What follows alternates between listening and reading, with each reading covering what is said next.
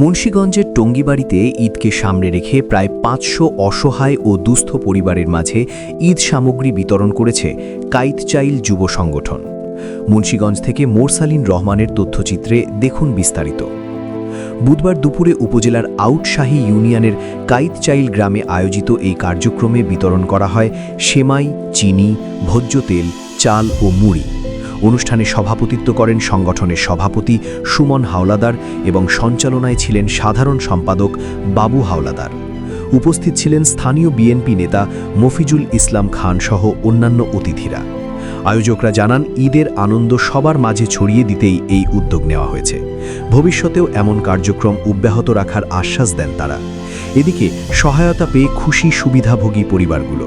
কৃতজ্ঞতা জানান আয়োজকদের প্রতি।